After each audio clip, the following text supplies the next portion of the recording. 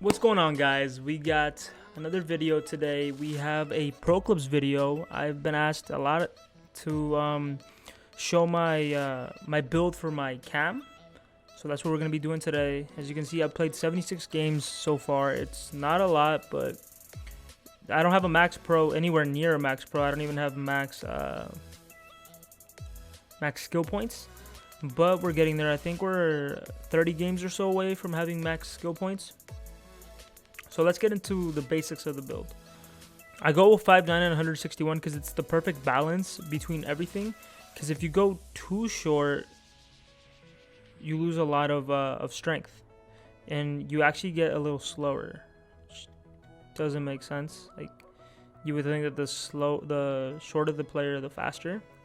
How it's been in previous videos, but you tend to lose a lot of speed or sometimes reaction. So I was looking at the build, and I was trying to find the right height and right weight. So this is the best weight for how I play. I tend to be a lot quicker on the ball, try to pass it off fast. The sprint speed isn't great for the cam in general, but this is probably the best it gets for the height and the ability to react fast, the balance, everything is really well balanced. As you can see, just the sprint speed is a little low, but once you get into the higher overalls, that should work itself out. So then we go up here into the gameplay. Obviously you want to go midfielder and attacking so that you get the cam build. It gives you there is another build that gives you similar stats. It's this build right here. It's the right mid build, or you could be left mid, it doesn't matter. See, it still gives you good stats across the board. The only thing that I don't like about it is how low the finishing is. So on the midfield build, the finishing is 77, and that would be fine if you were actually out on the wing. But when you're in front of the box, you want to have as high as finishing as you possibly can, and the cam build gives you 87. The sprint speed is a lot better on this build. Like, this build is naturally faster, but you want the finishing. This one's a more balanced build. So then we don't need to look at the rest of this. We're gonna get into the skill points. So when I'm still missing some skill points, and that'll be added into the second wind. I believe I have about 89 skill points. Yeah, 89 skill points. So when I do get the rest of them, it'll be added into the second wind, and I'll be getting the rest of these finishing ones. Maybe the weak foot. I might work on the weak foot. I'm not going to use any pace. The pace is really low on the cam build, but this is kind of a waste in that middle area because you're not going to be sprinting a whole lot. If you're running a lot, and if you're sprinting the entire game, you're doing something wrong at cam. Defending, you don't really need any of the defending. It's not really important for what you're playing. If you want to boost your defending, if that's your style, it's up to you. But I don't put any of this on. It's kind of a waste of the skill points, especially this year since there's some pretty expensive ones. So obviously I put all of the dribbling. I don't use the flare trait, so I don't need that one. But I put all of the dribbling, all the ball control, the agility, and then there's this interesting one over here, control specialty. I put this one on even though it takes off one of balance, and then I put the balance specialty even though it takes off one of dribbling, and I put those both on because while each one takes one away from the other, it gives you two. So the ball control one gives you 2 ball control, and then this one gives you 2 balance. So you end up getting one for each one that you add on. For the passing, obviously you're gonna have the ball in high pressure situations. You want to have a high passing on everything.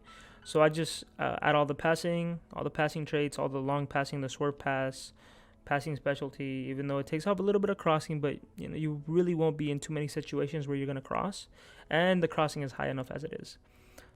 When we get into the shooting, this one's a little interesting because volleys aren't as overpowered this year. So you don't want to focus too much on volleys.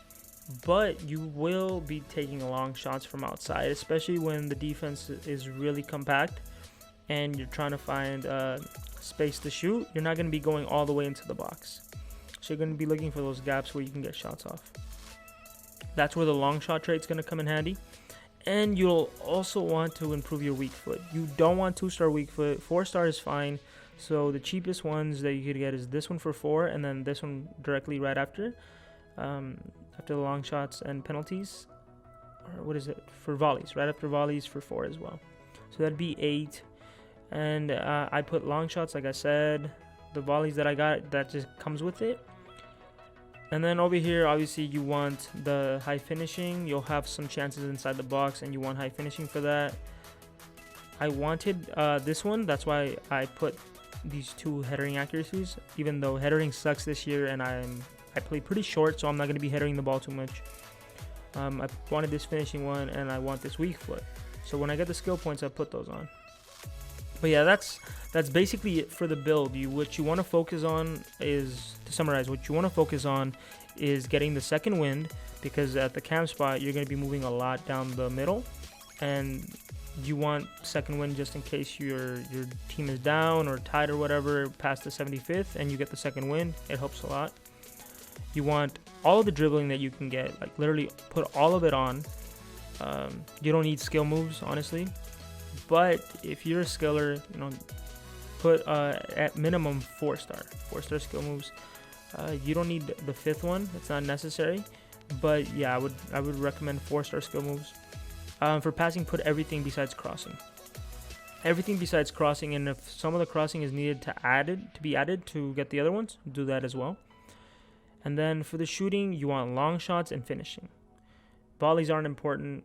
I have those equipped for now. I'll change the build a little bit, but basically this is how I play every single year, and it's effective every single year. Pace-wise, no pace. Like I said, you don't need any pace in the midfield. You don't need any pace. You don't want to be incentivized to run a lot. You don't want to hold that R2 down a lot. You're going to be surrounded by players at all times, so you want to be able to dribble slowly into space. And for those of you that want to make the build exactly like mine, go ahead and take a picture of as I was going through the skill points and the build. So yeah, this is basically that's it for my build so far. I will adjust it, and I'll do another update video when I adjust it, once I get all the skill points and I tweak it a little bit. It won't be too much different. It won't be that much different. It'll maybe just be adding the rest of the long shots, the shooting, the weak foot, and maybe the 4-star skill moves. But yeah, guys, that's everything for today's video. Hope you guys liked it. I will be streaming almost every single day. The link to my stream is in the description, and I hope you guys enjoyed the video. I hope it's helpful. If there's another position that you want a good build for, let me know in the comment section, and I'll try to make a good one. I know like most of the midfield positions, and like the striker one's a little bit weird. It just really depends on how you play, because there's so many different ways to play the striker role, and it depends on your team as well. But any other position, I can make a good build for you. And yeah, hope you guys liked it, and see you guys in the next one.